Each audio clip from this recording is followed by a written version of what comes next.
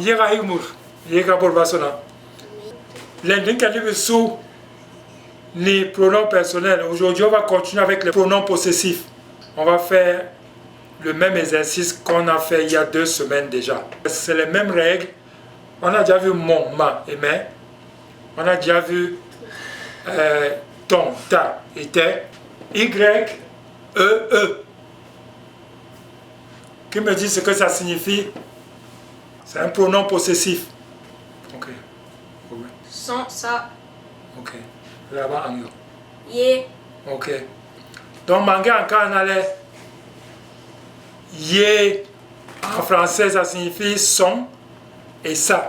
Donc, comme on a vu les 2 autres fois, ça va se décliner au singulier en 4 formes. Donc, à chaque fois, je vais vous donner un mot. Vous allez me donner sa signification en français. Vous allez me donner la phrase avec le pronom personnel qui va avec. Et vous allez me donner son pluriel et le pluriel du pronom possessif. On a dit qu'aujourd'hui c'était un guacor. Ok? On va profiter aussi à chaque fois qu'il y a un mot qu'on peut donner d'autres explications. Comme aujourd'hui c'est un guacor, on va donner les autres explications de corps. Parce que vous allez entendre corps, vous n'allez pas savoir ce que c'est. Le premier indice, c'est un animal. On va dire un mollusque. Qui me dit ce que c'est que corps? Escargot. Escargot. Très bien, Cyril.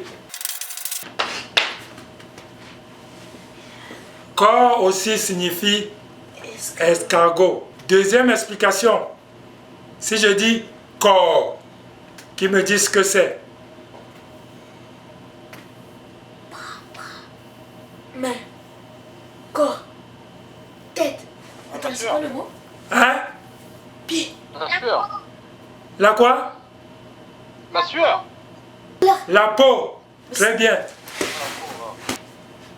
Donc, corps, ça veut dire la peau. Et quand on veut parler de la peau humaine, on peut dire cornu. Ça signifie aussi l'écorce d'arbre.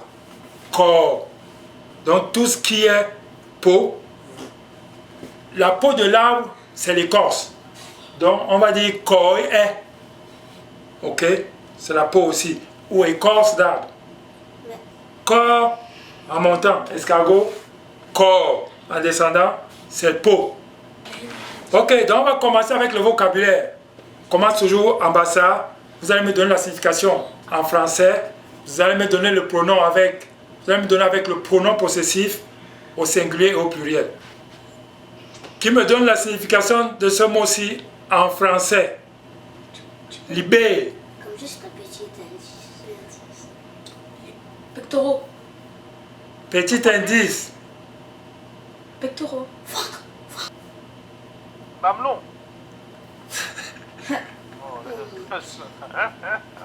Tu y es presque. Tu y es presque. Sein.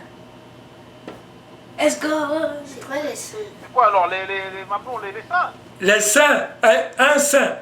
Libé, c'est le sein. Non, les mignons. Maintenant, Cyril, comment on dit son sein?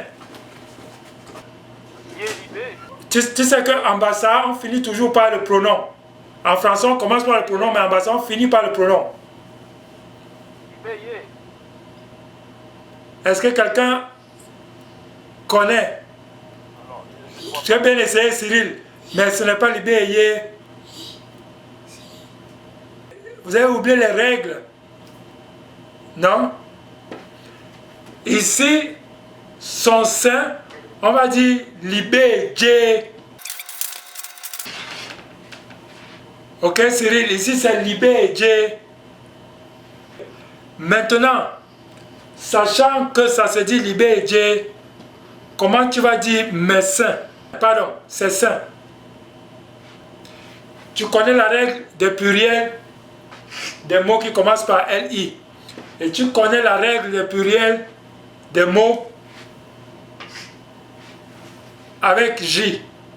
Donc tu as tout là. Donc tu peux me donner le pluriel de ces seins. Essaye. Mais ici le mot va devenir un mot. Hein. Ici c'est différent.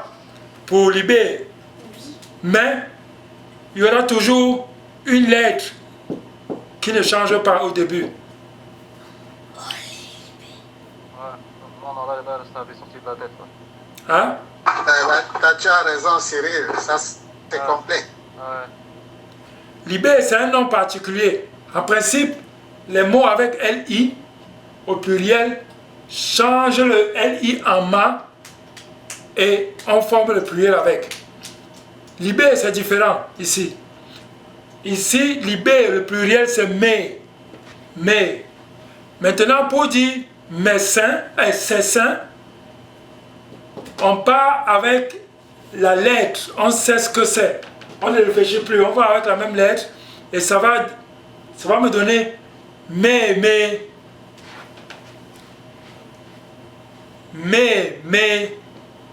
Deux fois mais. Est-ce qu'il y a des questions jusqu'ici? Tu dis que pour le J, donc le J aussi, oui, ça fait mais aussi, avec le J. Oui. L'avantage avec les pronoms possessifs au pluriel, c'est que quand tu connais les règles du pluriel, tu ne réfléchis plus. Donc, quand je mets mon nom, le mot au pluriel, j'ai mais. Donc, je sais tout de suite que je vais utiliser la première lettre. Ok? Souvent, c'est la première consonne. Ok? Donc, je remplace ça par ça et ça me donne le pluriel. Donc, mais. Donc, première forme de ça, son. On a vu c'est J. Et le pluriel, la première forme de pluriel, c'est mais. J, mais, pluriel, singulier. He, ça a deux significations en français. Mais là, on n'a pas entendu le Y, hein? Oui, on ne lit pas le Y. Si on dit he, on n'entend pas trop le Y, oui. J'ai un candidat pour he. He, c'est le bois ou le feu.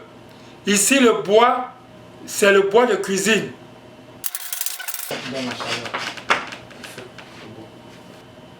Maintenant, qui va me donner son bois ou son feu?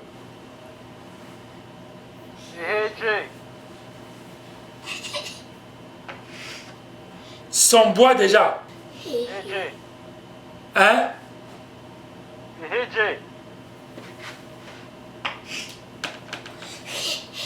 Il y a le H. Ici, c'est he. Dans les mots en H, ont cette particularité de toujours. Il y a une seule exception, mais c'est un animal.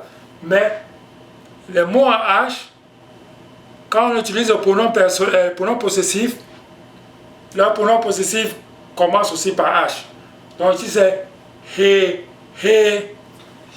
Et qui me donne le pluriel de he? C'est pas... Hein? J. Tché, très bien, tché. Maintenant, c'est feu ou c'est bois. On va dire quoi? Tché, voilà. Tché. Donc, vous savez que les mots qui commencent par H, généralement HI. Donc, souvent, si le pluriel de ça, ok, est tché, ça veut dire que tu vas avec le même tché. Et Mado, tu as posé une question tout à l'heure. Pourquoi on n'entend pas le Y ici? Parce qu'on dit he, tu vois, c'est comme un I. Donc c'est comme si c'était un HI, he, ok? Et tout le monde sait que les mots avec HI, le pluriel, c'est avec C, ok? C'est pour ça que c'est tché, le pluriel de c'est tché.